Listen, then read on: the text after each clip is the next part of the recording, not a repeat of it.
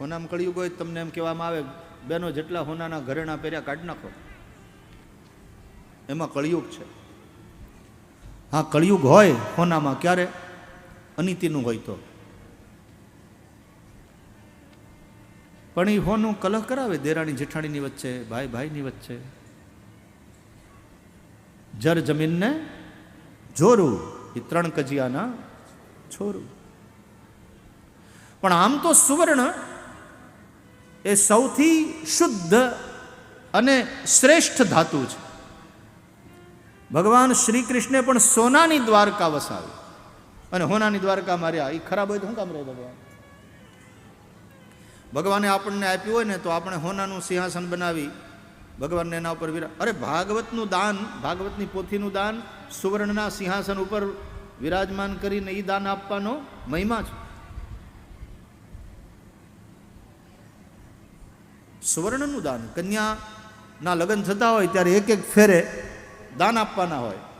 એમાં એક ફેરામાં સોનાના દાન દેવાય, ભૂમિના દાન દેવાય, ગાયુના દાન દેવાય અને પછી કન્યાના દાન દેવાય.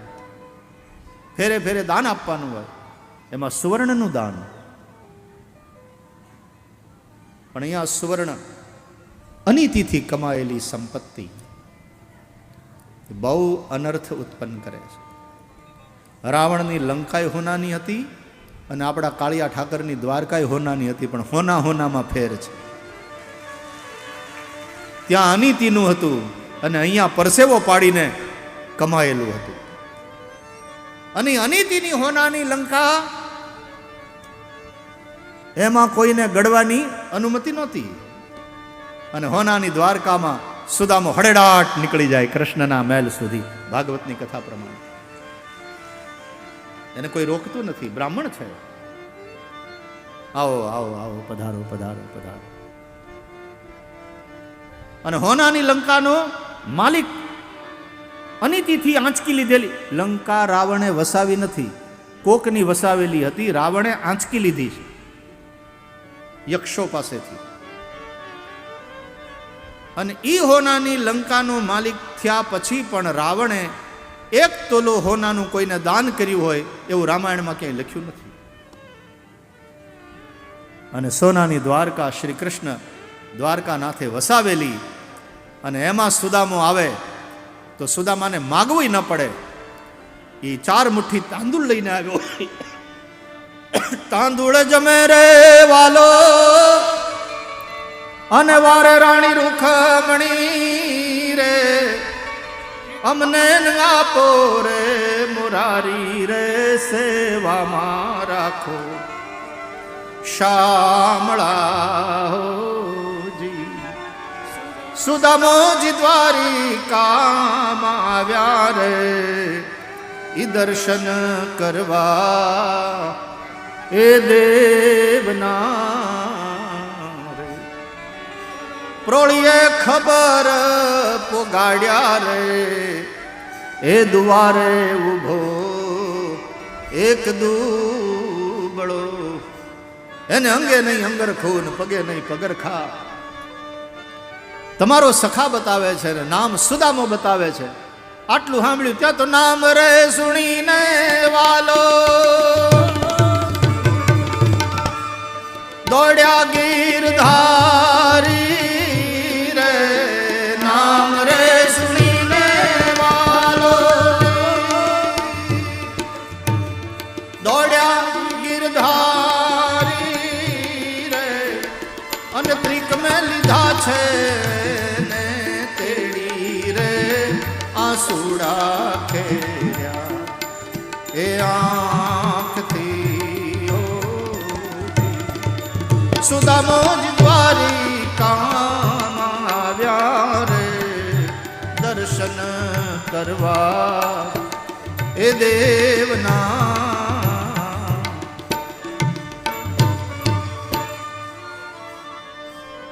એક મુઠ્ઠી તાંદુળ ખાધા ત્યાં તો ઢગલાબંધ સંપત્તિ સુદામાને એને ગામ પોગાડી. હા મેં આપીને ઓલો થેન્ક યુ કે એવી અપેક્ષા નહીં, પણ એને ખબર ન પડે એમ પોગાડી દીધું. એનું અયાચક વ્રત છે, એને હાથ લાંબો ન કરવો પડ્યો અને છતાંય એક મુઠ્ઠી તાંદૂળ ખાધા અને દોમ સાહેબી આપી, બીજી મુઠ્ઠી તાંદૂળ ખાધા ઓર અધિક આપ્યું. ત્રીજી મુઠ્ઠી તાંદૂળ ખાવા જાય, હાથ પકડી લીધો રૂકમણીએ. કારણ કે લક્ષ્મીની સંપત્તિની અધિષ્ઠાત્રી દેવી લક્ષ્મી જે રૂકમણીના રૂપમાં છે, એને સેવામાં ન્યા મોકલત. એટલે રૂકમણીએ હાથ પકડી લીધો કે અમને તો અહીં રાખો સેવામાં, તમારે જે આપવો એ આપી દો. અને જલારામના પત્નીએ સાધુને જલારામ બાપા પાસે સેવા માટે પત્ની માગ્યા, તો જલારામ બાપાએ પાછા દઈની જરૂર છે. દેવી ભગવતી જાઓ સાધુ પુરુષની, ભગવતી જાઓ સાધુ પુરુષની સેવા કરો. જો આજ્ઞાનાથ, તારી માનો દીકરો તું, એનું દૂધ પીધું, એનું ધાવણ ધાવીને મોટો થયેલો તું, તારે જશે નહોતો જોતો, એટલે તે મને પ્રત્યક્ષ તો કંઈ આપ્યું નહીં. મને એમ લાગ્યું કે જાણે કંઈ આપ્યું જ નથી. હું તો એમને ખાલી હાથે પાછો આવ્યો. અને પાછો સુદામાની ઊંચાઈ, હું માયામાં ન ફસાવું ને એનું ધ્યાન રાખ્યું. હું એને કંઈ દીધું નહીં, મારું કેટલું ધ્યાન રાખે છે, હું માયામાં ન ફસાવું. આ બંનેની ઊંચાઈ જુઓ તમે, એક બ્રાહ્મણની, એક સુદામા જેવા ઋષિની ઊંચાઈ જુઓ. સામે દ્વારકાધીશ કાળિયા ઠાકરનો પ્રેમ, એની ઊંચાઈ જુઓ. ચરિત્રમાં આવી ઊંચાઈ હોવી જોઈએ.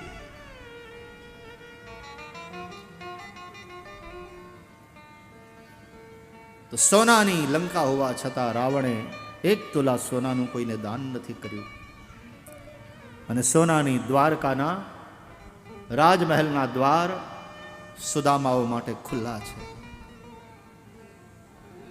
શ્રીમદ ભાગવતની કથા અનુસાર તો સુવર્ણ ગ્રહસ્થ આદમી જરૂર કમાય, ધન ભેગું કરે, પણ નીતિથી કમાવું તો નીતિથી, સંસારમાં રહેવું તો રીતિથી. જે રીતિ રામાયણે બતાવી, ભાગવતે બતાવી, રઘુકુલ રીતિ સદા ચલી આઈ, પ્રાણ જાહુ બરુ બચન ન જાય, પૂરી મર્યાદા સાથે. એટલા માટે આપણે ત્યાં કે રીતમાં રહ્યો ભાઈ, રીતમાં રહ્યો. કમાવું તો નીતિથી, રહેવું સંસારમાં તો રીતિથી, અને ભગવાનનું ભજન કરવું તો પ્રીતિથી. આમ નીતિ, રીતિ અને પ્રીતિની ત્રિવેણીમાં નાઈને એ રોજ કુંભ નાયાનું ફળ પ્રાપ્ત કરે. ત્રિવેણી પ્રયાગનો કુંભ નાતો હોય ને એવું ફળ એને મળે. અનીતિનું ખાશો નહીં, બેઈમાની કરશો નહીં. અનીતિનું ધન દુઃખી કરે છે. રાવણની પાસે બહુ હતું, અનીતિનું જ હતું. બહુ મોટું સામ્રાજ્ય, બહુ મોટો પ્રભાવ વધાર્યો, પણ અંતે લંકા ભી ગઈ और जान भी गई. નીતિનું ખાવ. અનીતિના ધનમાં કળિયુગ છે, કલહ કરાવશે. કળિયુગને આ 5 સ્થાન આપ્યા રાજા પરીક્ષિતે. એ 5 દ્વારા બીજા 5 સ્થાન આપોઆપ મળ્યા, કારણ કે એડજોઇનિંગ કમરા હતા. તતો નૃતમ મદમ કામમ રજો વૈરંચ પંચમમ. અનૃત એટલે કે અસત્ય, જુગાર હોય ને અસત્ય હોય.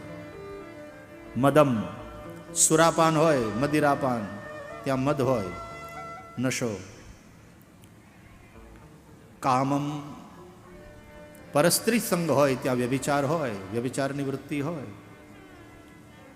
રજઃ એટલે કે રજોગુણથી ઉત્પન્ન ક્રોધ. જ્યાં હિંસા હોય ત્યાં ક્રોધ હોય. ક્રોધમાં આવીને માણસ હિંસા કરે. અને વૈરંચ વેર. જ્યાં અનીતિનું હોનું ભેગું થાય, અનીતિનું ધન ભેગું થાય, ત્યાં વેર આપસમાં થાય, બે પાર્ટનરમાં થાય, ભાઈ ભાઈમાં થાય, બાપ દીકરામાં થાય. વેર થાય ને થાય જ્યાં અનીતિનું માણસ ખાય. એટલે ઓલ્યા 5 અને આ 5. તમે ભાગવતની કથા તો જુઓ, વ્યાસજીએ કેવું માર્ગદર્શન કર્યું. એટલે 5 અને 5 મળીને થયા 10. અને ભાગવતકાર કહે છે, ભાગવતમાં લખ્યું છે વ્યાસ ભગવાને, કે જેને પણ પોતાના કલ્યાણની ઈચ્છા હોય એણે આ કળિયુગના 10 સ્થાન છે ને ક્યારેય સેવવા નહીં. નખો જ નીકળી જાય, સત્યાનાશ થઈ જાય. અને એમાંય વિશેષતઃ ધર્મશીલ રાજા લોકપતિર ગુરુ, આટલા લોકોએ તો ક્યારેય નહીં. જે ધર્મશીલ હોય, ધાર્મિક વ્યક્તિ હોય, ધર્મશીલ હોય, જે રાજા હોય, સત્તાધારી હોય, સત્તાના શીર્ષ સ્થાને બેઠો હોય, લોકપતિ જે સમાજના આગેવાનો હોય, અને ગુરુ જે ગુરુ હોય, એણે ક્યારેય આ કળિયુગના સ્થાનને સેવવા નહીં. કારણ કે ઈ સેવે ને ઈ બગડે તો આખી સમાજની વ્યવસ્થા બગડે. તમારા કાંડાની ઘડિયાળ ખોટો સમય બતાવે ને તો વધી વધીને તમને નુકસાન થાય. કે ટ્રેન ચૂકી જાઓ, બસ નીકળી જાય, ફ્લાઇટ મિસ કરી નાખો. પણ જો શહેરનો જે ટાવર હોય ને, એ ટાવરની ઘડિયાળ ખોટો સમય બતાવે તો એ જોઈને બધા હું પોતાની ઘડિયાળ મેળવતા હોય. એ ટાવરની ઘડિયાળ જો ખોટો સમય બતાવે તો આખા ગામને નુકસાન થાય. કાંડા ઘડિયાળનો ટાઈમ ખોટો હોય તમને નુકસાન થાય, પણ શહેરના ટાવરની ઘડિયાળ ખોટો સમય બતાવે તો આખા ગામને નુકસાન થાય. એમ સમાજની જે ટાવરિંગ પર્સનાલિટીઝ છે, એવા શ્રેષ્ઠ લોકો એ જો ખોટું કરે તો એની દેખાદેખી બીજા બધા શીખે, ખોટું કરે. અને ઓલો ખોટું કરે એને તો એનું પાપ લાગે જ, પણ જેની પાસેથી પ્રેરણા લઈ, જેનું ખોટું જોઈને આ ખોટું કરતા શીખ્યો, એને પાપ લાગે. જેણે ખોટું કર્યું એને તો પાપ લાગે જ, પણ કોકને ખોટું કરતો જોઈને આને પ્રેરણા મળી એટલે જેણે ખોટું કર્યું આનું પાપ એને લાગે. એટલે ઓલાના તો પાપનો ગુણાકાર થાય. યદ્યદાચરતી શ્રેષ્ઠ તત્તદેવેતરો જનઃ, ભગવાન ગીતામાં કહે છે. અને કેટલા જવાબદારી સાથે કૃષ્ણ બોલે છે કે યદિ હ્યયમ ન વર્તેયમ જાતુ કર્મણ્ય તંદ્રિતઃ મમ વર્તમાન વર્તન્તે મનુષ્યા પાર્થ સર્વશઃ. ખોટું કરશો નહીં. થોડું જીવવું ને હું ખોટું કરવું, હું અનીતિનું ખાવું, હું આ બધું ભેગું કરી પાછું આઈનું અહીં પડ્યું રહે. જેને માટે તમે ખોટું કર્યું એ તો આઈનું અહીં પડ્યું રહે. પછી છોકરાઓ બાંધે, એ તો હારે આવવાનું નથી. પણ એના માટે તમે જે ખોટા કામ કર્યા એ હારે જ આવે. એ કર્મ પીછો ન છોડે. કર્માનુગો ગચ્છતિ જીવ એકઃ. બીજું કાંઈ સાથે નહીં આવે, પણ એ કરેલા કર્મો સાથે આવશે. જો એનું ફળ ભોગવવાનું બાકી હશે ને, અને ભોગવવા જ પડે. ભોગવવા પડે છે ઈ તો ચૂકવવા પડે છે. કરેલા કર્મના બદલા ભોગવવા પડે છે. કરેલા એ કર્મના બદલા દેવા રે પડે. એ પરબ્રહ્મ પરમાત્મા શ્રી રામના પિતા કેમ ન હોય, પણ દશરથજીને પણ ભોગવવું પડે, રામના બાપને ભોગવવું પડે, તો આપણે કઈ વાડીના મૂળા ભોગવવું જ પડશે. ડોંગરે બાપા એમ કહેતા કથામાં કે માણસ હસતા હસતા પાપ કરે છે, પછી રડતા રડતા એનું ફળ ભોગવવું પડે. માટે કર્મ કરવામાં સાવધાન રહેવું, કમાવું નીતિથી, સંસારમાં રહેવું રીતિથી, ભગવાનનું ભજન કરવું પ્રીતિથી. પણ જે કમાય અનીતિથી, એ પછી ભજન પણ કરે તો ભીતિથી, ભયને કારણે, મારા બાપ બચાવી લે, બચાવી લે, એ ભજન કરે તો પણ ભીતિથી. એટલા માટે સતાર શાહના શબ્દો યાદ કરો. ન જાવું ન જાવું કુમાર્ગે કદાપી, ન જાવું ન જાવું કુમાર્ગે કદાપી. વિચારી વિચારીને, વિચારી વિચારીને ડગલા ભરું છું. મને જ્યાં ગમે ત્યાં હરું છું, ભરું છું. મને જ્યાં ગમે ત્યાં હરું છું, ભરું શું પૂછો મુજને કે હું શું કરું છું, શું પૂછો મુજને કે હું શું કરું છું, મને જ્યાં ગમે ત્યાં હરું છું ફરું છું, મને જ્યાં ગમે ત્યાં હરું છું. ન જાવું કુમાર્ગે કદાપી, વિચારી વિચારીને ડગલા ભરું છું, મને જ્યાં ગમે ત્યાં હરું છું ફરું છું. જોજો, રાજા પરીક્ષિત ભગવત ભક્ત છે, સાવધાન છે, તોય ભૂલ પડી. એટલા માટે કહેવત છે, માણસ માત્ર ભૂલને પાત્ર. હું ભૂલ પડી કે એકવાર એવા અનિતિના હોનાથી બનેલો મુગટ જરાસંધનો હતો. પાંડવોએ જ્યારે દિગ્વિજય કર્યો ત્યારે આ મુકુટ પાંડવોના ખજાનામાં આવી ગયેલો. એ ખજાનામાં પડ્યો હતો. આજે રાજા પરીક્ષિતે એ મુગટ પહેરવાની ભૂલ કરી. હવે અનિતિના હોનાથી, અનિતિના ધનથી બનેલો મુગટ રાજા પરીક્ષિતે એ રત્નજટિત મુકુટ પોતાના માથે મૂક્યો ને, બાપદાદાના વખતનો ખજાનો એમાંથી નીકળ્યો, તે માથે પહેર્યો. પરીક્ષિતને ખબર નહીં, એને તો પાછો ગમ્યો કે બરાબર ફિટ બેહી ગયો ને કેવો સરસ મુગટ છે, પહેરી રાખ્યો. હવે આ અનિતિનું હોનું, અનિતિનું ધન, એનાથી બનેલો મુગટ, અને પરીક્ષિતે કલિયુગને એમાં સ્થાન આપ્યું છે. એટલે કલિયુગ આમાં હતો, એ માથે સવાર થયો. માથે સવાર થયો કલિયુગ એટલે વિચાર બગડ્યા. ઘણા વખતથી શિકાર કરવા ગયો નથી, આજે શિકાર ખેલવા જવાની ઈચ્છા થઈ. રાજા પરીક્ષિત શિકારે નીકળ્યા. મધ્યાહન સમય સુધી કેટલાય નિર્દોષ પ્રાણીઓની હત્યા કરી, હિંસા કરી. ભૂખ્યા તરસ્યા રાજા પરીક્ષિત બપોરી ટાણું એક ઋષિનો આશ્રમ જોયો. એ શમિક ઋષિનો આશ્રમ હતો. આશ્રમમાં પ્રવેશ કર્યો. કંઈ ખાવાનું મળશે, હું રાજા છું, મારું સન્માન થશે, મારું આતિથ્ય થશે. પણ આશ્રમમાં બીજું કોઈ હતું નહીં. ઋષિ હતા પણ એ સમાધિમાં બેઠા હતા. પરીક્ષિતનું કોઈએ સ્વાગત કર્યું નહીં, કોઈએ પાણીનું પૂછ્યું નહીં. માથે કળિયુગ સવાર ને એટલે રાજાપણાનું અભિમાન આવ્યું રાજા પરીક્ષિતને કે હું રાજા. રાજા આવે ત્યાં તો માણસ આમ રાજી રાજી થઈ જાય કે મહારાજ અમારે ત્યાં તમારા પગલા પડ્યા, અરે ધન ઘડી ધન ભાગ. અને અહીં કોઈ બોલાવતું નથી, કોઈ પૂછતું નથી. ક્રોધ આવ્યો. જુઓ આ અભિમાન, મદ, રાજપદનો મદ અને ક્રોધ, આ બધામાં કલિયુગ છે.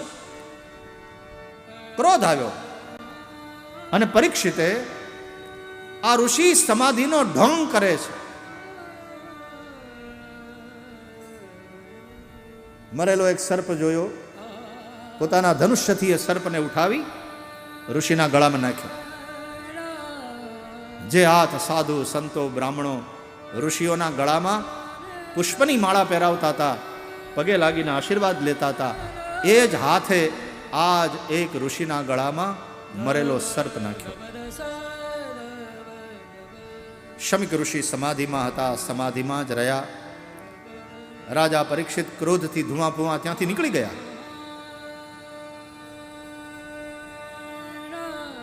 રાજધાનીમાં આવ્યા, રાજમહેલમાં પધાર્યા.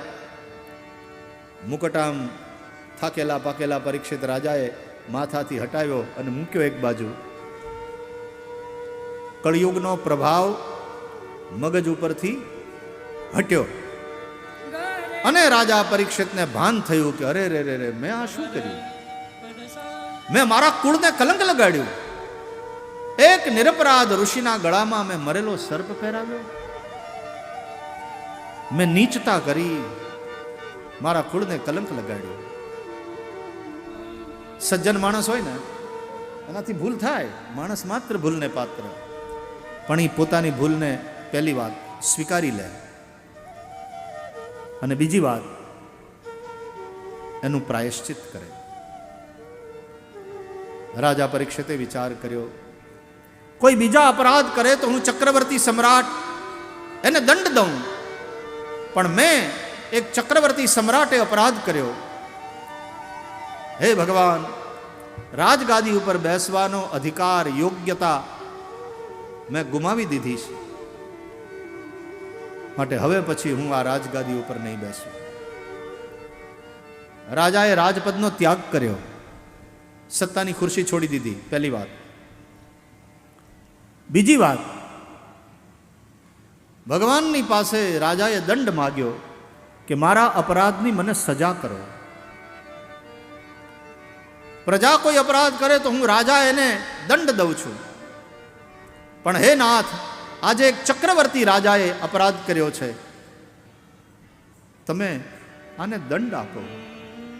એ દંડથી જ મારા પાપ ધોવાશે. મારા બાપ, મારાથી ભૂલ થઈ, હે નાથ, મને સજા કરો. અને એ જ સમયે ઋષિના આશ્રમમાંથી બે શિષ્યો આવ્યા, કારણ કે ઋષિના પુત્રે રાજાનું આ કર્મ જાણી ક્રોધપૂર્વક રાજા પરીક્ષિતને શ્રાપ આપ્યો હતો. ઇતિ લંઘિત મર્યાદમ તક્ષક સપ્તમે હની દક્ષંતિ સ્મ કુલાંગારમ. 7મે દાડે તક્ષકના દંશથી મૃત્યુનો શાપ આપ્યો હતો. ઋષિના આશ્રમમાંથી આવેલા શિષ્યોએ રાજા પરીક્ષિતને કહ્યું, રાજા, અમે તમને સાવધાન કરવા આવ્યા છે. 7મે દાડે તક્ષકના દંશથી તમારું મૃત્યુ થશે. સાંભળીને રાજા પરીક્ષિત બહુ રાજી થયા. ભગવાને મારી પ્રાર્થના સાંભળી. પણ પોઝિટિવ થિંકિંગ જુઓ રાજાનું, કે ઋષિપુત્રે મને શાપ નથી આપ્યો, મને સાવધાન કર્યો છે કે રાજા, તારા આયુષ્યના 7 જ દિવસ હવે બાકી રહ્યા છે. સાવધાન, જે કરવું હોય તે અત્યારે કરી લે. રાજા પરીક્ષિતે વિચાર કર્યો, મૃત્યુ અવશ્યમ ભાવી છે, મૃત્યુને ટાળી નહીં શકાય. હું મૃત્યુને સુધારીશ, મારું મૃત્યુ મંગલ થાય. આ શરીરથી ભૂખ પ્યાસ સહન ન થયા એટલે પાપ થયું, માટે જ્યાં સુધી મારું શરીર છે ત્યાં સુધી ખાવા પીવાનું બંધ. રાજા પરીક્ષિતે અનશન વ્રત લીધું. બધું છોડી પોતાના દીકરા જન્મે જઈને રાજગાદી સોંપી. રાજા પરીક્ષિત ગંગાના કિનારે જઈને બેસી ગયા, અને ત્યાં એ સમયે ભગવત ભક્ત રાજા પરીક્ષિતનું સદભાગ્ય સ્વયં ભગવાન સદગુરુ સુખદેવજીના રૂપમાં ત્યાં પ્રગટ થયા. બોલીએ શ્રી સુખદેવજી મહારાજ કી જય. સુખદેવજીના ચરણમાં પડ્યા રાજા પરીક્ષિત. કહ્યું, મહારાજ, મારી જીવન નૈયાને પાર લગાવો. જેનું મૃત્યુ સમીપ હોય એણે શું કરવું જોઈએ, માર્ગદર્શન કરો. પ્રત્યેક પ્રાણીએ પોતાના જીવનમાં શું કરવું જોઈએ જેથી કરીને એનું જીવન સુખી થાય, એનું કલ્યાણ થાય. મૃત્યુ સમીપ આવે ત્યારે શું કરે કે મૃત્યુ મંગલ થાય. આ 2 પ્રશ્નના જવાબમાં સુખદેવજીએ કથા સંભળાવી. સુખદેવજી જેવા સમર્થ સદગુરુ જેને મળે ને, એના જીવનમાં ભગવાનનું પ્રાગટ્ય થતા વાર ન લાગે. સુખદેવજીએ બીજા સ્કંધથી ઉપદેશનો પ્રારંભ કર્યો. બીજા સ્કંધમાં જ્ઞાન કથા કરી. બીજે શ્રી સુખદેવે જ્ઞાન કહ્યું ભારી. રાજા, જ્ઞાનથી જ મુક્તિ શક્ય છે. ઋતે જ્ઞાનાન્ન મુક્તિ. અને જ્ઞાન માટે થઈને ધ્યાન, ચિત્તશુદ્ધિ અને મનન, આ 3 વસ્તુ કરો. આ ભાગવતના બીજા સ્કંદમાં સમજાયું. ત્રીજો સ્કંદ સર્ગલીલા, એમાં વિદુર અને મૈત્રેયના સંવાદ રૂપે કથા સંભળાવી. 3 દાંપત્યની કથા કહી.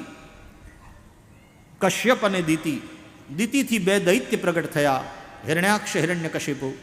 હિરણ્યાક્ષનો ઉદ્ધાર ભગવાન વરાહે કર્યો.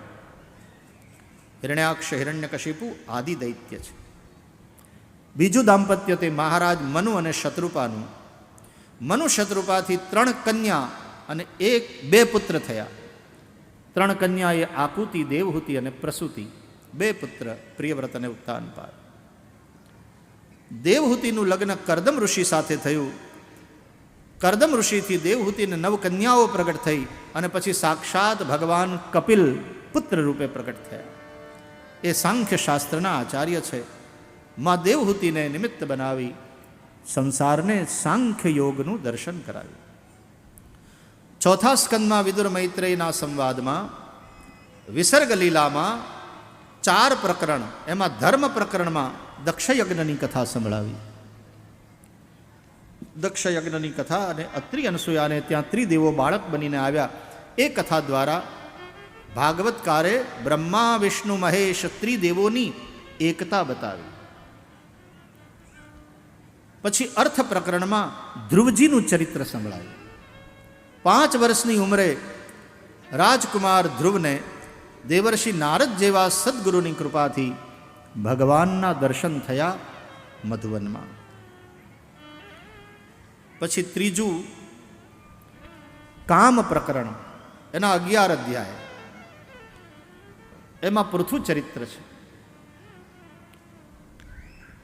જુઓ, રાજ્ય વ્યવસ્થા કેવી હોવી જોઈએ, રાજા કેવો હોવો જોઈએ, રાજાના કર્તવ્ય શું, શાસન વ્યવસ્થા ધર્મ સાપેક્ષ હોવી જોઈએ કે ધર્મ નિરપેક્ષ, આ બધી વાતોની ચર્ચા પૃથુ ચરિત્રમાં છે. પછી ચોથું મોક્ષ પ્રકરણ, એના 8 અધ્યાય, એમાં પ્રાચીન બરહી અને નારદજીનો સંવાદ છે. પુરંજનની કથા છે. 5મો સ્કંદ એ પરમહંસોની કથા છે. નિવૃત્તિ માર્ગનું કથન છે. 2 પરમહંસ, એક જ્ઞાની પરમહંસ ઋષભદેવ ભગવાન, જૈનોમાં એ પ્રથમ તીર્થંકર ગણાયા. એનું બીજું નામ આદિનાથ, જ્ઞાની પરમહંસ છે.